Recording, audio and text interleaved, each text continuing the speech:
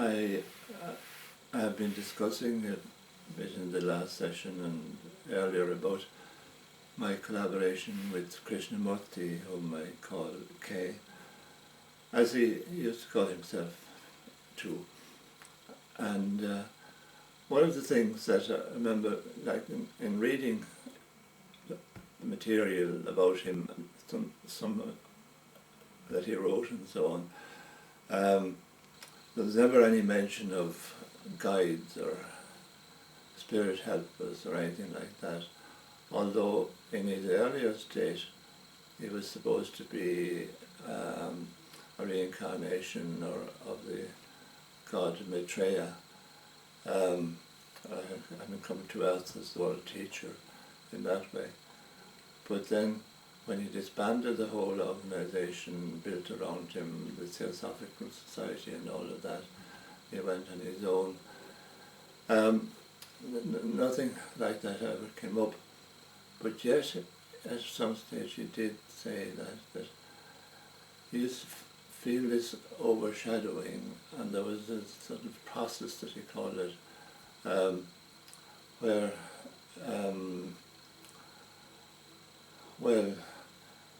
what he called it, strange things happened with him, and he explained in my dialogue with him that this overshadowing was like an immensity. An immensity was the word that I used in trying to describe it, that somehow took over. And that this only happened, of course, at times during his talks. But then people expected him to be like that, of course, otherwise, but he wasn't. Like, he was very human in all sorts of other ways, and he felt that, well, you know, that this was the two sides of him, if you like. But the question that came up is about why, well, to put it another way, that it was better that he came to be like that, that suppose that he could only come in, as it were, drift in and out, come in for talks, as if coming from as a supernatural being, coming from an high or whatever, that then people would never identify with him, and they would see him as a god or something like that, and it's the very last thing that he wanted. He wanted people to see that they too had all this immensity in them. Now, he did say, and he did in my dialogue, that all through his life that certainly he was helped, and that he did have this from other beings, but that it would have defeated the whole purpose of what he was doing if he sort of revealed that, because then people would begin to see that they would give over their power, if you like, to others, like even the sense of working with guides and so on, that which is something that can happen,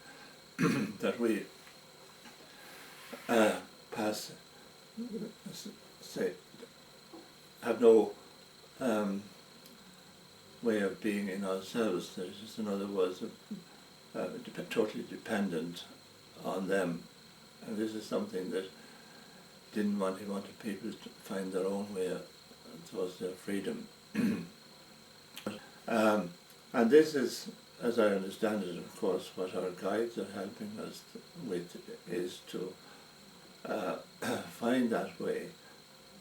to integrate more and more with our own higher selves, our own soul, that I've talked about earlier. And that's why that as we go on with it, that the communication with our guides becomes less and less obtrusive. Now, Kay had a very nice way, I think, of putting that, if you would see that each one of us has in some way this everlasting light in us,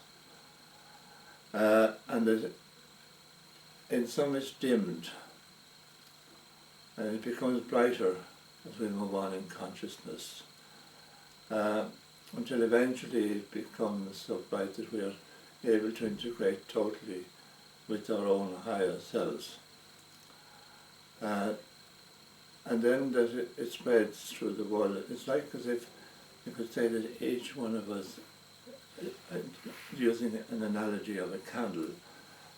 an everlasting candle lighting. And perhaps it's very dim at first, but then it increases in intensity. But then also for everybody, the candle lighting, and that's all over the world, all over the universe, and the lighting coming up into its full immensity, and then that the world, the universe, everything is totally in harmony, as we're free, and each one of us at the same time